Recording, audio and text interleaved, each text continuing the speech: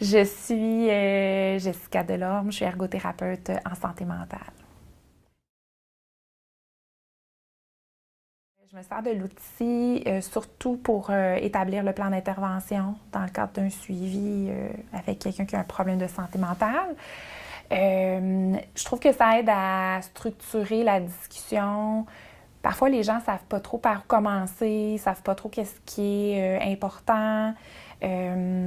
Donc, l'outil, étant donné que ça nous permet de voir, OK, qu'est-ce que je fais déjà, hein, puis de prendre conscience que ce que je fais déjà, ben c'est bon, puis c'est bien. C'est déjà un bon point de départ. De voir aussi, ça a été quoi l'expérience de la personne par le passé. Puis, des fois, il y a des thèmes que la personne n'a jamais explorés, puis qu'elle se rend compte que ça pourrait être pertinent et intéressant. Donc, pour venir à la question par rapport au plan d'intervention surtout, ou en cours de suivi pour faire le point. Donc, qu'est-ce qui va bien, mais qu'est-ce qui reste à travailler? Parfois, il y a certaines personnes avec qui c'est un peu plus compliqué de dire « OK, je te donne l'outil, fais-le à la maison tout seul ». Parfois, je le fais. Parfois, en fait, ce que je fais, je commence la lecture avec la personne, donc les premières pages d'explication, la section qu'est-ce que je fais, qu'est-ce que je faisais avant, ou la section aussi par rapport aux autres, là, qu'est-ce que les autres m'inspirent et tout ça. Puis, je vais leur laisser souvent les questionnaires à faire à la maison. Je vais peut-être faire 1 ou 2 questions avec eux pour qu'ils comprennent bien les choix de réponse. Après, les gens font les questionnaires à la maison. Je leur demande d'arrêter, dans le fond, de compléter l'outil à la fin du dernier questionnaire. Je reprends avec eux.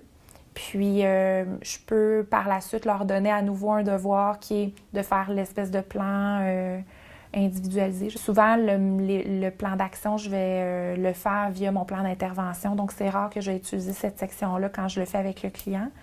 Mais elle est là, elle est pertinente. Parfois, les gens vont la faire d'emblée, là. Mais personnellement, je la fais un peu à part en utilisant les réponses au questionnaire, là. Je trouve que ça donne de bonnes idées. C'est rare qu'on aborde toutes ces idées-là verbalement dans un suivi, hein. Je pense que c'est ça le bonheur d'utiliser des outils qui ont été testés, qui ont été pensés, c'est que tout est là.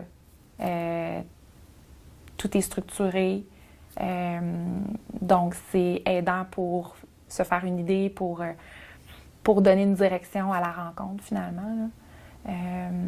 Puis en même temps, bien, si on n'a pas le temps dans une rencontre de tout faire, bien, on s'arrête, on reprend la prochaine fois, mais ça reste on demeure sur le même fil conducteur finalement de qu'est-ce que la personne veut faire pour aider sa situation, puis qu'est-ce qu'elle fait déjà.